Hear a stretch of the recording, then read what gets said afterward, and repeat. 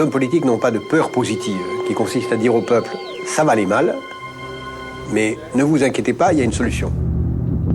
On apprend que de dramatiques explosions ont eu lieu ce matin en Arabie Saoudite. Our whole economy in the world is an oil economy. When anthropologists look back at this era in history, they'll call us the oil people. C'est mon jour, bouge! Le baril est en train d'exploser et nous on spécule dessus. Et c'est ça qu'ils veulent nos clients. Nos clients ils veulent qu'on soit malin. Ce serait complètement irresponsable d'ignorer ces questions et de ne pas voir dès aujourd'hui ce qu'il faut faire. If we do go down, the global economy is going to suffer a long, long, dark period in history.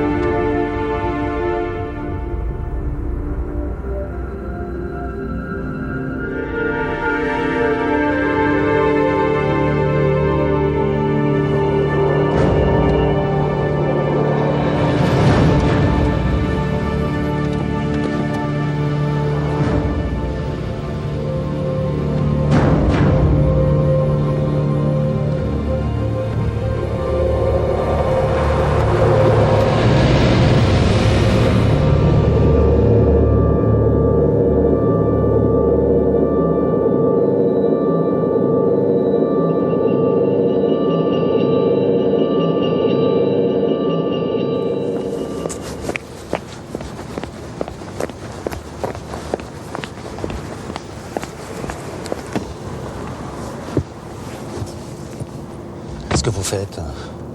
Je vous avais interdit d'essayer de me joindre. Vous voulez ma peau ou quoi? Vous refusez de me parler au téléphone. C'est bien vous qui m'avez envoyé ça, non? Vous êtes journaliste ou pas? Oui, mais l'expert, c'est vous. Le seul moyen de vous protéger, c'est de tout révéler le plus vite possible. Éteignez ça, je n'ai rien à vous dire, d'accord? Allez, partez, c'est fini maintenant. Là, il y a deux solutions. Ou vous témoignez devant cette caméra et j'ai quelque chose à diffuser, ou je me contente du dossier et je cite mes sources. Allez, journaliste, hein, bravo. Vous êtes vraiment une ordure. Non, je suis pas du tout une ordure, je fais juste mon métier. Ouais.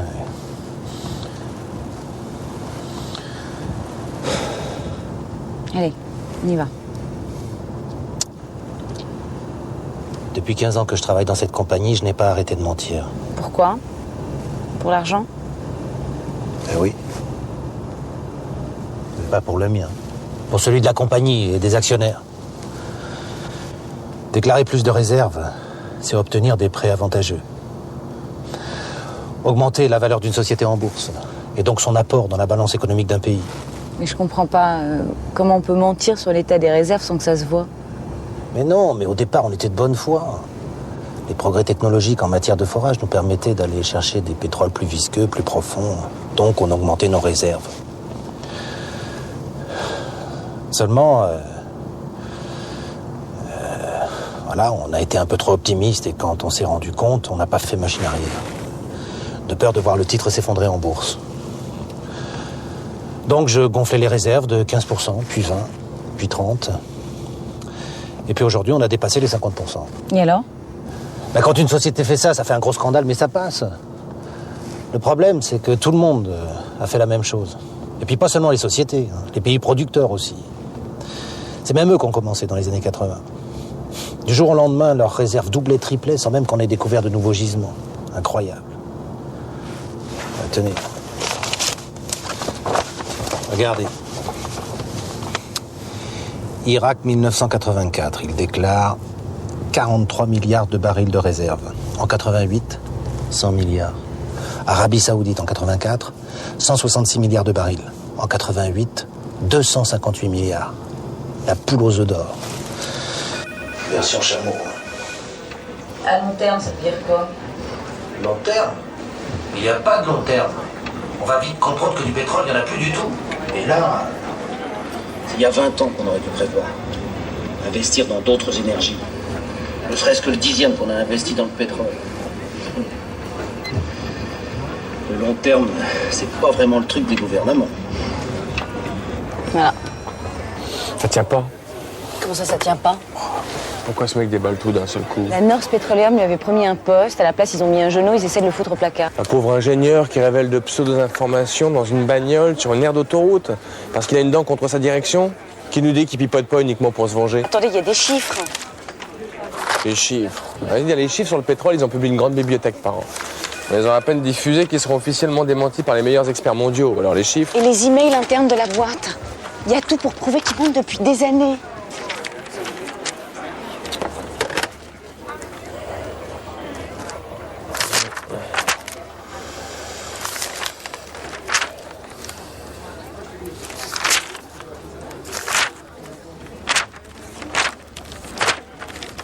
C'est non.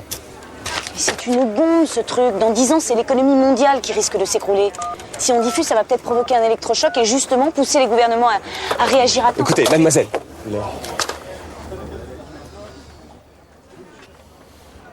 C'est justement parce que c'est de la bombe qui va rester où il est. Je suis rédacteur chef du JT, moi, pas artificier. J'ai 40 ans, un bon job, une bonne situation, une femme exceptionnelle, qui me fait chier royalement. Alors, vous oubliez vos idéaux révolutionnaires à la con, vous me trouvez un petit reportage bien diffusable, un truc qui écorche gentiment le gouvernement, mais vous me foutez la paix avec votre pétrole.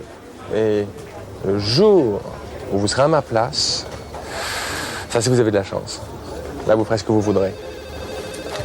Le jour où je serai à votre place, contrairement à vous, ça sera certainement pas grâce à la chance. Quoi? Tu fais ce que je te dis? Parce que sinon, c'est aux archives que tu vas faire une carrière fulgurante.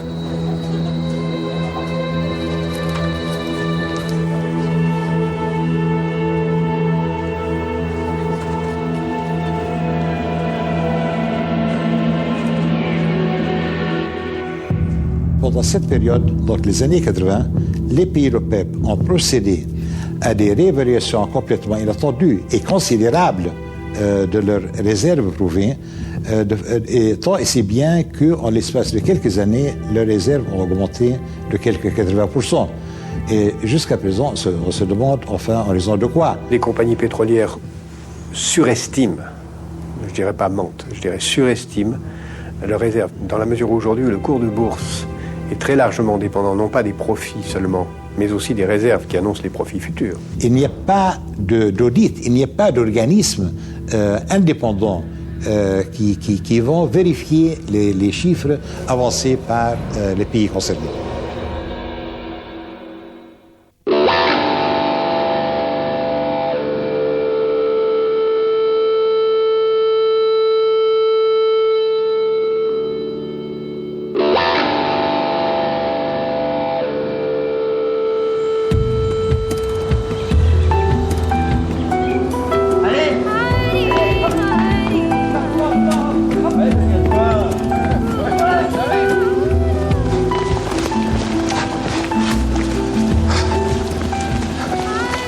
jambes parce que je trouve que tu lèves pas trop les jambes. Non, mais je t'entends.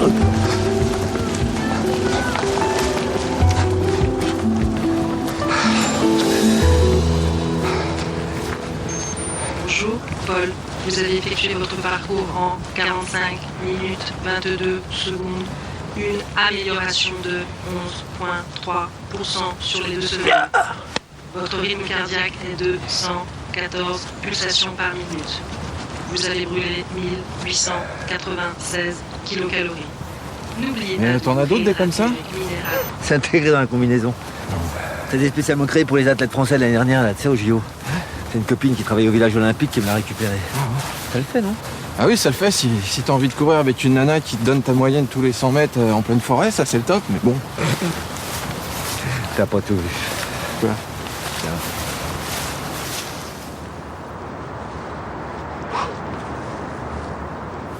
Me dis pas que t'as acheté ça. Mais attends, c'est Paul. Impossible à piquer, il reconnaît que la voix de son maître. Et attends, moteur.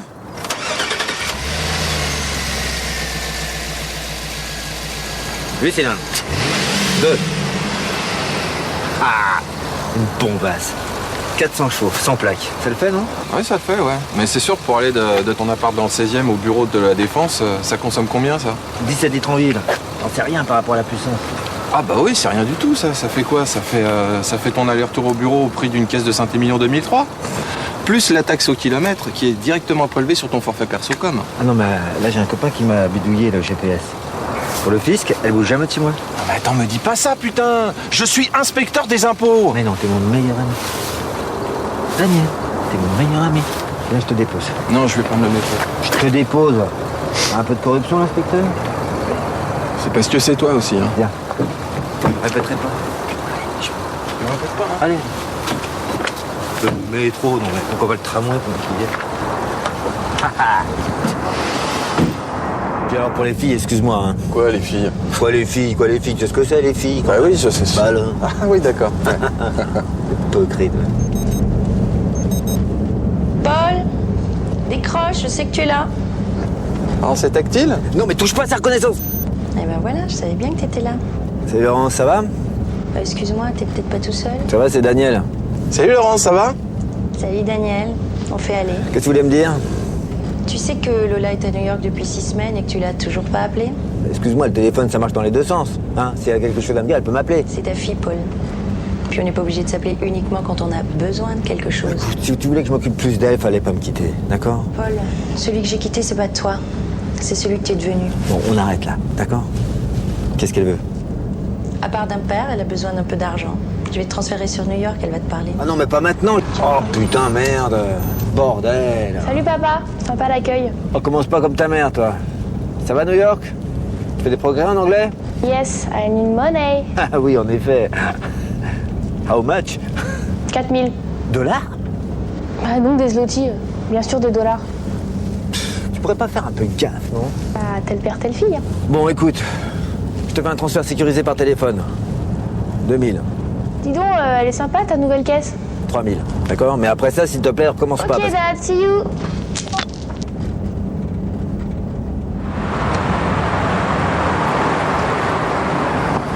Vous avez un flash d'information. Dis donc, on n'a pas l'air très en forme, Laurence. Tu sais, moi, j'y comprends rien. Hein. Elle dit qu'elle m'aime, elle me quitte, franchement. Oui, mais toi, est-ce que t'es compréhensible aussi? Tu vas t'y mettre, toi aussi? Vous avez un flash d'information. Vas-y, balance là ton info. Oh là là. La voix de son maître. Info, s'il vous plaît. On apprend que de dramatiques explosions ont eu lieu ce matin en Arabie Saoudite, à Ras Tanura, à Yangon et à Al-Khobar, les 3 plus grands centres de distribution de la région. Des explosions qui auraient fait 600 morts. Et puis au même moment, tous les centres de stockage de pétrole des ports de Richmond, dans la baie de San Francisco, et de Rotterdam ont pris feu. Même chose pour des dizaines d'oléoducs traversant le Moyen-Orient. Ces attentats ont provoqué de gigantesques incendies et des centaines de victimes. Mais tais-toi, bordel! Déjà à déplorer. La concomitance de ces attaques ne laisse planer aucun doute sur la volonté des terroristes de fragiliser l'approvisionnement de pétrole de l'Occident. Pour le moment, aucune revendication. Mais Al-Qaïda et Greenway sont déjà pointés du doigt. Putain. Sur les places boursières mondiales, c'est évidemment cet après-midi la panique. Dès l'annonce des attentats, le baril a connu une hausse de plus de $50, entraînant une chute Je le savais, toutes les autres putain. valeurs.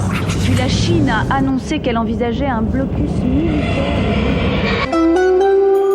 Le terrorisme un peu organisé, Al-Qaïda au sens générique du terme, si vous voulez, dit qu'est-ce qui est le maillon faible des pays industriels? C'est le pétrole. Il y a bien eu quelques essais contre des pétroliers, mais bon, ça n'a pas fait beaucoup de dégâts. Mais ça peut en faire dans l'avenir. On sait qu'il y a eu des attentats qui ont été prévus, qui ont été planifiés, et soit qui n'ont pas eu lieu, soit qui ont été démantelés in extremis. Par exemple, le détroit de Malacca, c'est-à-dire le Singapour, un des points les plus étroits où passe plus de la moitié du commerce mondial aujourd'hui. Si 3 tankers explosaient en même temps dans le détroit de Malacca, ça ferait exploser toute l'économie mondiale. Tokyo, Moins 27%. Francfort, Moins 34%. Paris, Moins 32%. Putain, c'est génial, j'y crois pas. T'as des vis de partout. C'est génial. Ça va par la tête. Mais je suis riche, tu comprends pas? Je suis riche. Ouais, t'es peut-être riche, mais t'es très malade là, t'es très attaqué. Vas-y, descends. Quoi? Mais attends. Ta gueule. Ouais, ça va, je disais ça comme ça. Hein. Mais c'est pas à toi que je parle. Descends, Daniel. Quoi? Non, mais attends, tu rigoles, t'as vu où on est? Mais je peux pas t'accompagner, j'ai pas le temps, tu comprends pas? Au 3 janvier 2013, c'est mon jour, c'est mon jour. Ouais, d'accord, ok, bouge. ok. Pas bien. Je te rappelle, salut.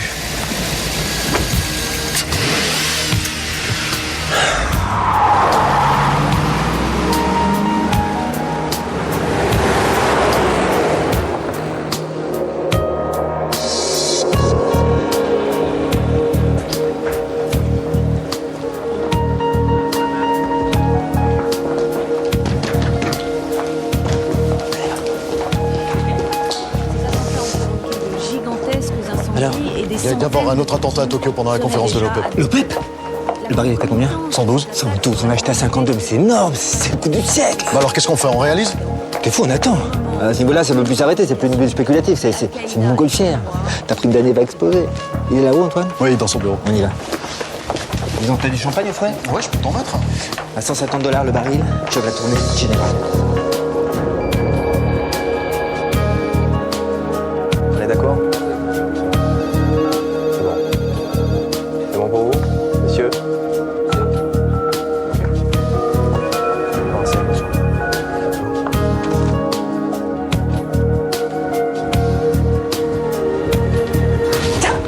Ça y est, on est riche. Qu'est-ce qu'il y a? Je viens de me rendre compte que t'as misé 90% des fonds de la boîte sur un seul cheval. Et tu voudrais que je me réjouisse? Qu'est-ce qui t'a pris de tout miser sur le pétrole sans m'en parler avant? T'es devenu complètement fou, quoi. Attends, tu vas m'engueuler parce qu'on risque de se faire des millions? Oui, on risque, on risque. C'est bien ça le problème. Ou plutôt, tu risques. Et tu risques pas seulement ton blé, tu risques le mien aussi. Alors, tu sais ce qu'on va faire? On va liquider notre position, tout de suite. On ramasse ce qu'on doit ramasser, et on la joue safe.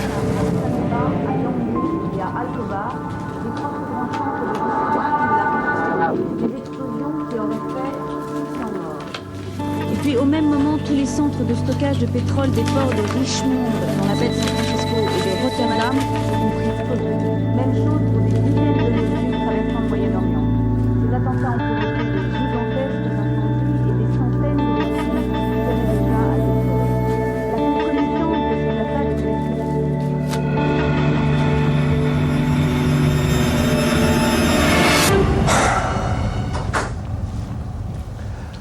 Antoine, on est des spillers. Notre boulot, c'est de faire du fric. Notre boulot, c'est de spéculer. D'accord? C'est pas de la jouer safe. Alors, le baril est en train d'exploser et nous, on spécule dessus. Et c'est ça qu'ils veulent, nos clients. Nos clients, ils veulent qu'on soit malin. L'IMT était au plus bas depuis 6 mois. L'IMT, t'as que ça à la bouche, toi. On joue pas la totalité d'une boîte de placement boursier sur l'indice mondial du terrorisme. C'est ça, les affaires Blanche-Neige. Oh! Les affaires. Les affaires, c'est pas forcément miser sur la mort de milliers d'innocents. Attends! C'est ça, Antoine. Ce que t'aurais dû faire, c'est monter une ONG. T'aurais pas gagné de blé, mais ta conscience aurait été tranquille. Alors, excuse-moi, on reste sur le pétrole. Et à $150 le baril, là, tu viendras me remercier. Bon, il a combien, mon baril, là? Situation tout à fait exceptionnelle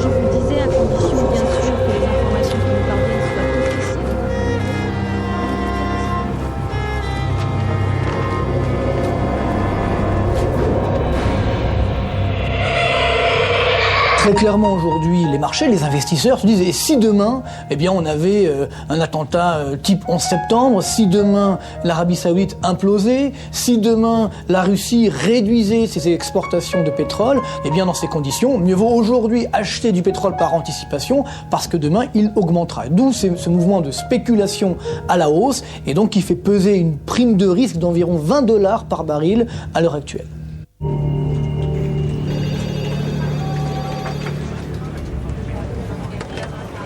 Les liaisons par satellite, ça donne quoi? Écoute, j'ai Tokyo, Riyad, Rotterdam et ça devrait rouler dans 5 minutes pour San Francisco. Bon, bah, y a plus qu'à espérer qu'ils fassent pas sauter les satellites aussi. J'ai eu le Quai d'Orsay, alors pour Greenware, Al-Qaïda, ils confirment pas, mais ils démentent pas, donc ils communiquent pas, quoi. Alors, ils ont toujours autant de couilles, ceux-là. À ce niveau-là, ça s'appelle plus avoir des couilles, ça s'appelle être aveugle. Hein. Bon, le ministre sur le plateau de Trésor, ils ont confirmé ou pas? Pas possible, mais je les rappelle pour ce soir. Non, mais ils sont au courant qu'on est au bord de la 3e guerre mondiale. Je crois surtout qu'ils veulent pas paniquer les gens, quoi. Ça va, rassurer, c'est leur boulot quand même. Nous, on est là pour faire de l'info. Bon, pour le 20h, j'appellerai le ministre moi-même, qu'on se laisse pas griller comme la dernière fois. En tout cas, on a reçu les dernières images de la conférence de l'OPEP à Tokyo. Il y a 450 morts, c'est la panique totale. Et à mon avis, c'est là-dessus qu'il faut ouvrir. Non, on ouvre sur les bateaux suicides avec les images du canal de Suez, du détroit de Malacca et du terminal de Forcado. C'est beaucoup plus fort. La conférence de l'OPEP, c'est quand même un symbole, hein, faut pas l'oublier. C'est la cerise sur le gâteau. D'accord. Mais c'est pas vrai, c'est des malades.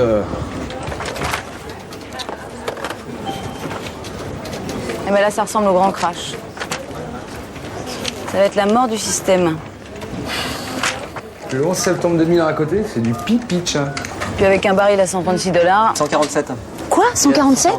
Mais c'est plus un crash économique, là, c'est Hiroshima. Non, mais à mon avis, il faut garder un œil sur la bourse, hein, parce qu'à ce rythme-là, je les vois bien suspendre la cotation du baril, histoire de laisser passer la tempête. En même temps, s'ils suspendent, ça va être chaud. Hein. Les troupes chinoises sont déjà aux frontières du Kazakhstan et de l'Afghanistan. Et avec le réservoir qu'ils ont, je peux te dire qu'ils peuvent tenir un bon bout de temps en plus. S'ils n'ont pas menti sur la réserve. C'est vrai que ça fait 10 ans qu'on a des doutes sur les réserves. Putain, les réserves. Quoi, les réserves? Excuse-moi. Communication interne. Archive. J'écoute. Oui, sortez-moi une interview qui a été faite en 2003-2004 d'un dénommé Jacques Delpierre. Nom du journaliste. C'est moi. Natacha Dorgeas. C'est ça? Date de diffusion? Ça n'a jamais été diffusé. Ça devrait vous rappeler quelque chose, non? Si c'est les rushs que vous voulez, ça va prendre du temps. En plus, c'est l'heure du déjeuner. Il n'y a pas que ça à faire. Alors, ce sont des rushs, et si je ne les ai pas dans 2 minutes, c'est à la cantine que vous finissez votre carrière, c'est clair? Bon, messieurs, dames, le temps presse au boulot. On peut quand même avoir une idée de ce que c'est que cette interview? Surprise. Antoine, trouve-moi le patron de la North Petroleum Company. Hein. Je veux un duplex en direct pour ce midi. La North Petroleum? Qu'est-ce que tu mijotes? À défaut de ministre, on va se payer un grand patron. Ça fait 10 ans que j'attends celui-là, je te jure que si ça marche, là, ça va péter. 48,95. 149. Oui? Paul, c'est papa. Oui, je te reconnais encore. Qu'est-ce qui se passe, mon mazout? Mon fournisseur ne veut plus me livrer, il me dit qu'il n'a plus rien. Il a pourtant doublé ses prix. Il fait comme moi, il spécule. Ne fais pas chier avec ton mazout, papa. J'en ai 140 000 barils, je t'en garde un ou deux au frais, d'accord? Ah, bouge pas. 149,9. 150. Les pays producteurs et les compagnies pétrolières vous mentent. Dans 10 ans, quand les réserves s'assècheront, la moindre étincelle mettra le feu aux poudres. Et ce jour-là, c'est pas moi ou un gouvernement qui sautera. Non, non. C'est la totalité de l'économie mondiale qui s'effondrera. Attends, mais c'est énorme ton truc, hein. Ça a 10 ans. Pourquoi tu l'as jamais diffusé? Trop loin à t'expliquer. Il y a des incertitudes géologiques, il y a des incertitudes techniques, il y a des incertitudes de nature statistique. La technologie peut rendre exploitables des réserves qui avant ne l'étaient pas. Mais on peut s'interroger sur le fait que le pétrole, n'étant pas une énergie renouvelable, aura peut-être un jour, atteindra peut-être un jour ses limites. Il est vraisemblable que vers 2020 se situe une sorte de début de déclin rapide de la quantité de pétrole disponible. Dans des pays comme les États-Unis, le peak oil, la fameuse année fatidique, le pic de la production est déjà derrière eux. Do we peak between 2010 and 2020, as the pessimists say, or between 2030 and 2040, as the optimists say? In the long view of history, this time period is irrelevant. C'est pas la fin du pétrole complètement, il y a encore la moitié du pétrole qui est sous terre. C'est la fin du pétrole bon marché, et plus généralement de l'énergie bon marché. Et ça, c'est un changement de monde.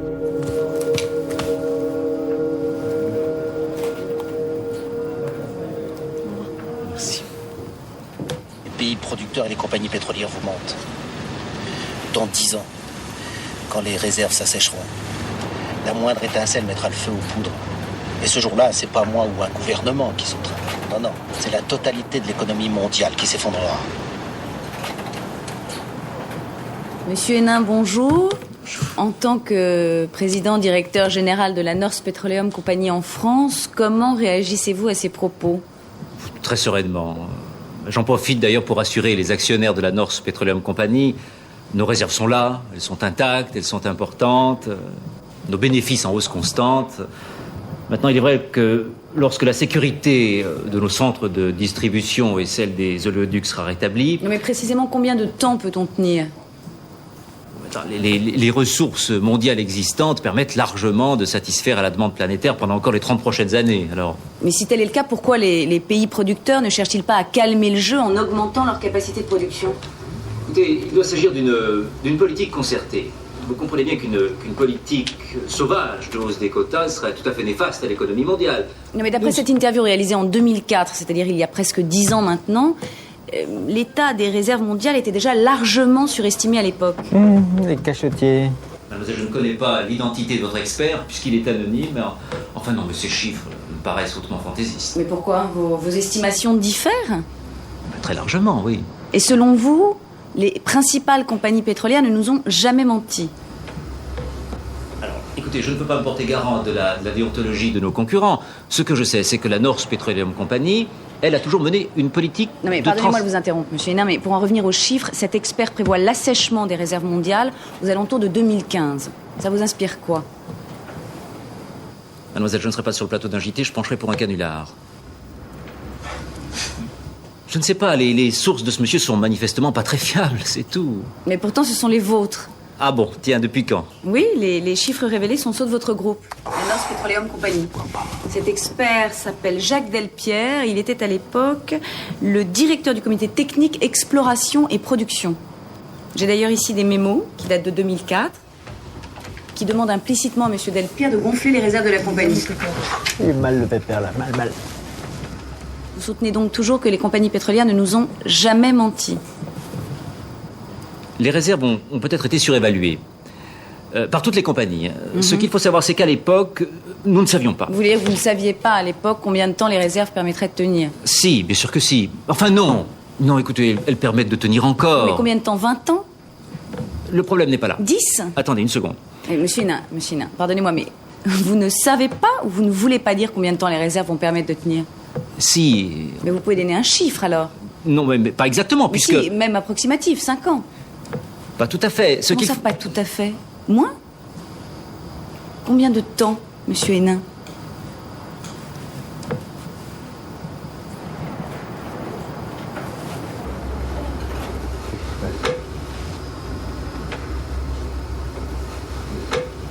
Deux ans, trois peut-être. Monsieur Hénin, vous êtes en train de nous dire qu'il ne nous reste plus que 2 à 3 ans de réserve pétrolière. Très bien. Je vous remercie. Attends, mais $150, c'est un cadeau pour le moment. C'est un cadeau, $150, ça va exploser. On vend. Non, on vend pas. Ça peut doubler encore. On attend 5 minutes, ça va encore doubler. Mais c'est pas un peu risqué de garder tout ce pétrole? Qu'est-ce qui est risqué? Que ça fasse $300? Ce risque-là, moi, je suis prêt à le prendre. Oui. On apprend à l'instant que l'Agence mondiale des marchés financiers vient de suspendre la cotation du baril sur toutes les places financières du globe. Si cette information très grave se confirmait, cela voudrait dire que nous serions dans une situation catastrophique. Par ailleurs, les navires de la coalition sino-américaine feraient route vers le nord.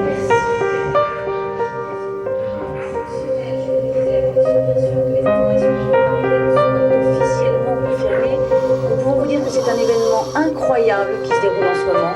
Si c'est le cas, les réserves mondiales de pétrole seraient immédiatement réquisitionnées par les gouvernements des pays occidentaux. C'est un fait unique et sans précédent dont les conséquences seront sans doute très graves. On est ruiné. On a levé l'option d'achat. Bah oui, on a transféré les fonds. On est ruiné. Espèce de pauvre petit connard. On était riches, c'est ça? Hein? On allait se faire des couillons, on est ruinés. On est ruinés. Calmez-vous, calmez-vous. Calmez de quoi, vous calmez?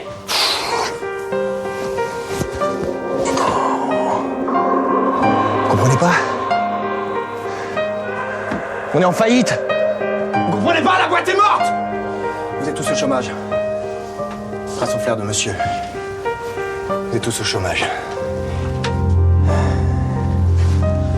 Antoine, ça va se débloquer. Tu sais comment c'est? Ça va se débloquer.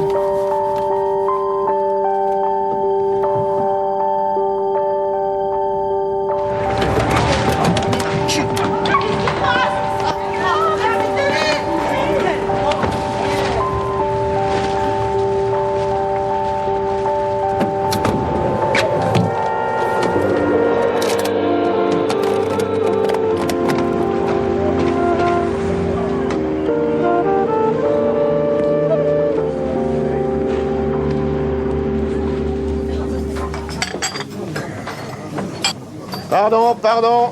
Bonjour, monsieur Paul. Salut, Dédé.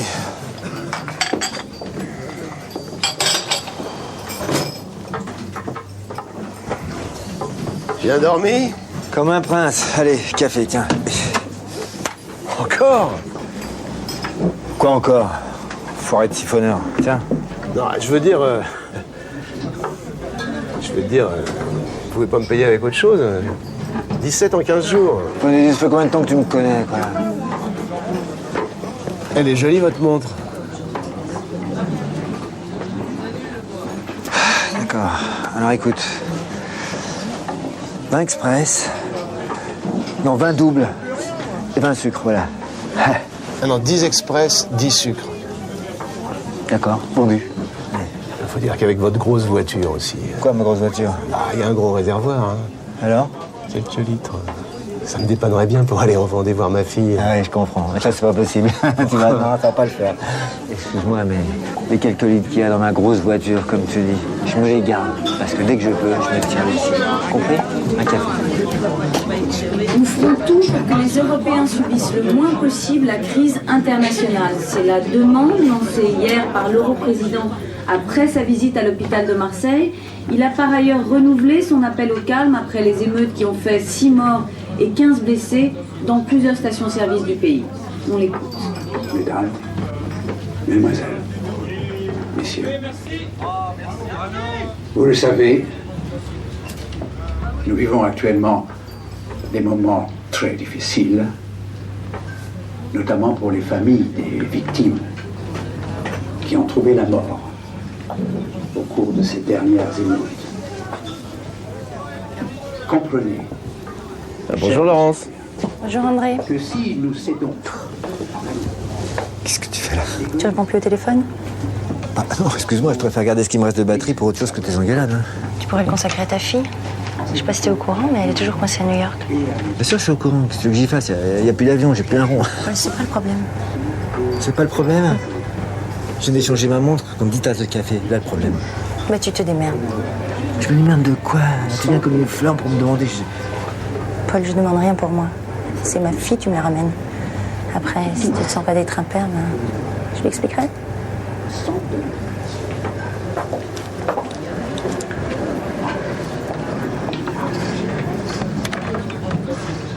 J'ai demandé au gouvernement d'interdire la circulation des véhicules privés afin de consacrer les réserves de carburant aux services sanitaires et aux forces de l'ordre. Je fais appel à votre solidarité, à votre civisme et aussi à votre inventivité.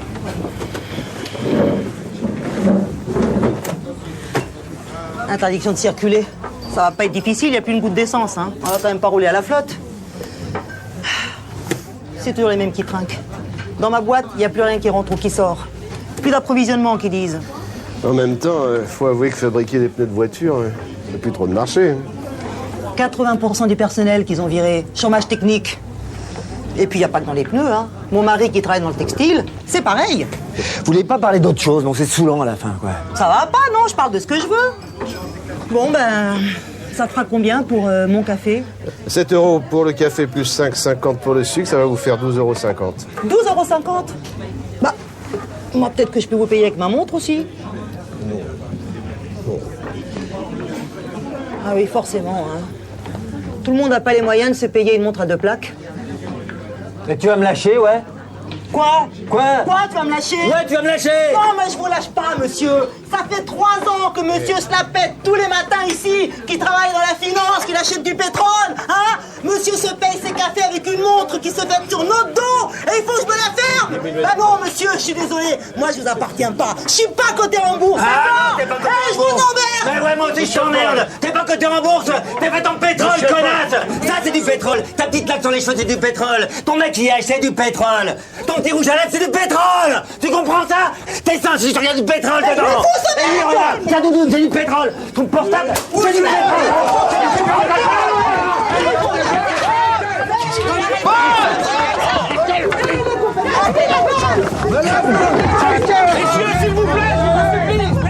Le pétrole est présent véritablement partout dans notre vie. Donc, le pétrole augmentant, l'inflation va se propager d'abord au transport et à l'agriculture, donc à l'alimentaire, et ensuite à toute la pétrochimie, les produits pharmaceutiques, les médicaments, tout ce qui est synthétique, qui est fait à base de pétrole. Et donc ça va changer toute notre vie, encore une fois dans le quotidien aussi bien que dans le macroscopique, c'est-à-dire le planétaire. Si le baril est en $150 déjà, ça veut dire un prix à la pompe qui va certainement monter sur des niveaux de 3, 4 euros, 5 euros, 6 euros le litre.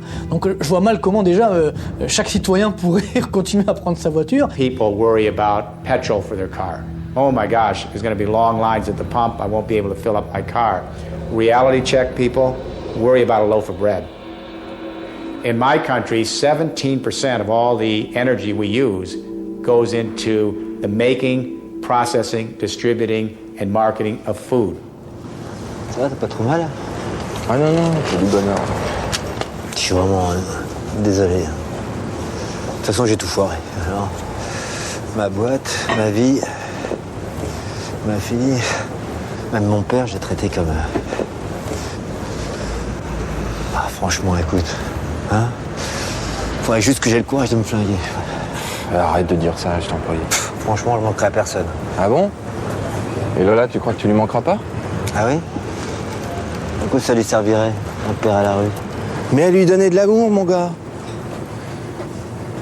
T'étais tellement occupé à ramasser ta thune en pensant que ça rendrait tout le monde heureux. Et Laurence, tu crois qu'elle est partie parce que t'avais pas assez de fric? Et Lola, ta petite fille chérie, elle te dirait peut-être bonjour avant de te taper $4000 si tu l'avais éduquée autrement. Ah, ça fait mal au cul la vérité, hein. Tu veux que je te dise, j'aurais dû ouvrir ma gueule plus tôt. Je crois que Laurence...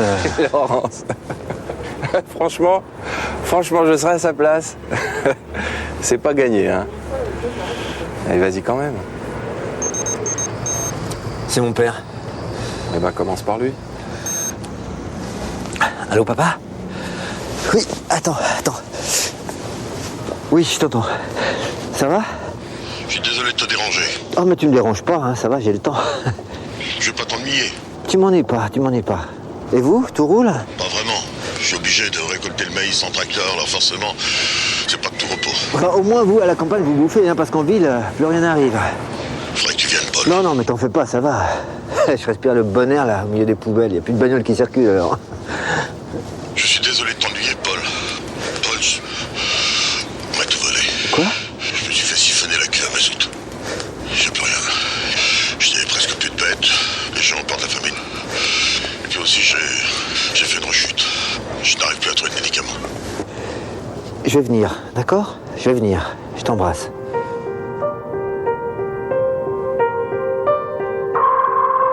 très clairement, si on imagine le cas extrême d'un baril à $100 ou $150, à ce moment-là, bien entendu, l'inflation explose à la hausse. On risque de fermer certaines entreprises, de fermer certaines pompes d'essence, etc. Et donc, très clairement, eh bien, l'économie européenne, américaine, mondiale, va vivre au ralenti le temps qu'on réapprovisionne évidemment en pétrole. Donc, ça serait une récession mondiale assez dramatique. C'est un scénario catastrophe.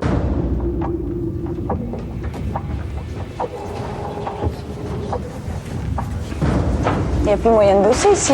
Tous les transports sont saturés, c'est ça où il n'y a plus personne à la chaîne. Donc c'est pas la peine de venir avec toute la smala non plus. Ils ont dit quoi à l'Élysée? Rien, c'est la panique, le bordel intégral. Ça commence à descendre dans la rue. Ça réclame des têtes.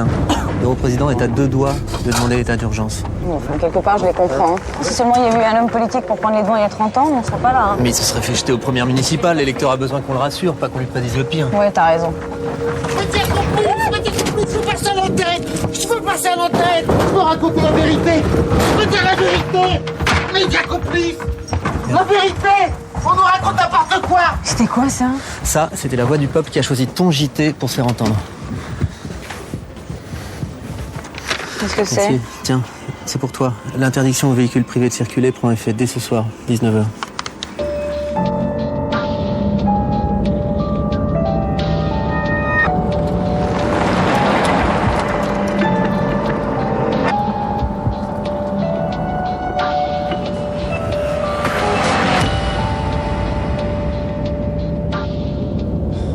On va quitter les grands axes. On va couper par le bois là, pour rejoindre la nationale. J'ai peur des pilleurs de réservoir. Il n'y a plus personne qui roule. Non. Attention! Ça va? Ah oui, ça va. C'est gentil de m'accompagner. Ça fera plaisir à ta mère. Ah oui. T'as bien pris les médicaments? Vu le prix que j'ai payé, tu m'étonnes. Au fait, tu te rembourserais. T'inquiète pas pour ça.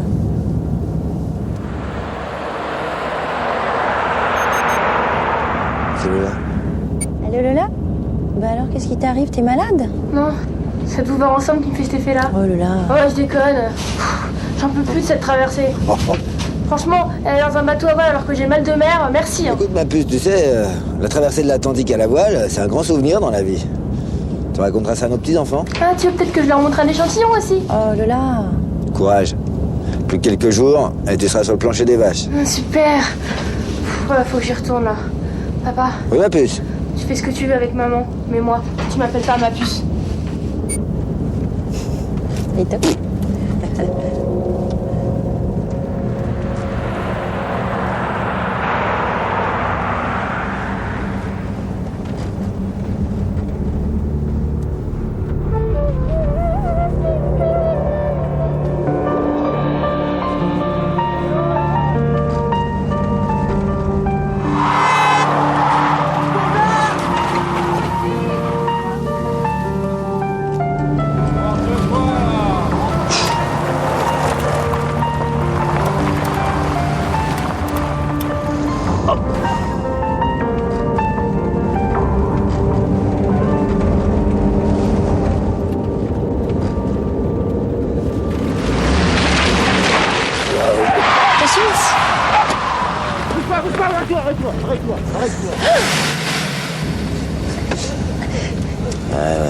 Vas-y, viens.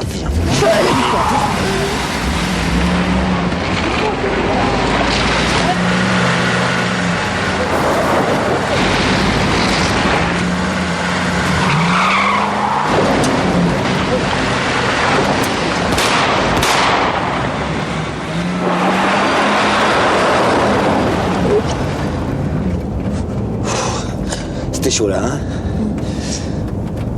Vous avez un flash d'information. Alors que l'interdiction de circuler a pris effet ce soir à 19h, immobilisant les rares voitures encore capables de rouler... Oh mais ta gueule, connasse. Dysfonctionnement non répertorié, danger. Dysfonctionnement non répertorié,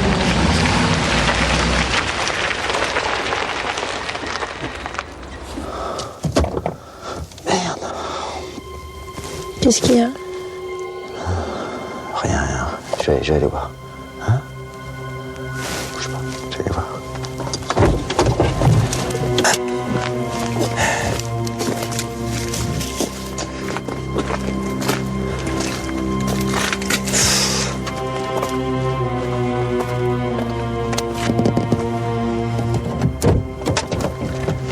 réservoir est percé. Tu peux rien faire? Faut continuer à pied. T'es sûr? Je suis sûr. J'ai peur. Ça va aller, hein? Ça nous rappellera notre premier encart, hein? Allez, viens.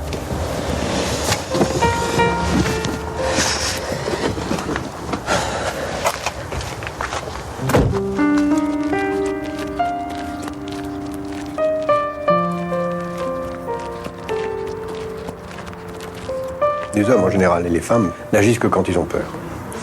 Alors il faut que la peur soit positive. Aujourd'hui on n'a pas peur. Et si on avait peur, on aurait une peur négative, c'est-à-dire on s'enferme, on dit chacun pour soi, je contrôle moi les réserves pétrolières du monde parce que j'en ai besoin moi, c'est ce que fait les États-Unis. Les hommes politiques n'ont pas de peur positive qui consiste à dire au peuple ça va aller mal, mais ne vous inquiétez pas, il y a une solution. Et cherchons-la ensemble. Et gagnons du temps avant qu'on nous l'impose. Sinon, la peur va conduire à la dictature. Et le rôle des démocrates, c'est de faire en sorte qu'on ait peur, mais en même temps de proposer des solutions. Et ils ne le font pas. Il n'y a pas d'énergie idéale, donc il faut diversifier le bouquet énergétique. Le vent, la biomasse, le solaire, le gaz naturel, l'hydraulique ont leur place à jouer. On sait même faire du pétrole synthétique, à partir des déchets animaux ou à partir, bien sûr, les biocarburants à partir de l'agriculture. Mais il faut des centaines de milliards de dollars ou d'euros d'investissement et ça prend du temps. Ça prend 15-20 ans. Here's the time frame. If we do this intelligently, we're going to see the first cars in the market, hydrogen cars, around 2010, but just a limited number. We should have full development of hydrogen cars across the world by 2015. Il faut savoir qu'aujourd'hui, la technologie existe.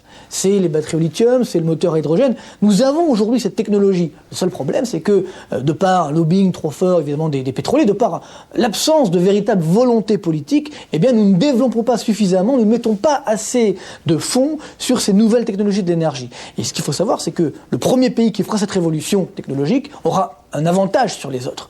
Et peut-être que là, l'Europe, la France, a une chance historique de passer enfin devant les États-Unis, ce qui n'est plus arrivé depuis 25 ans.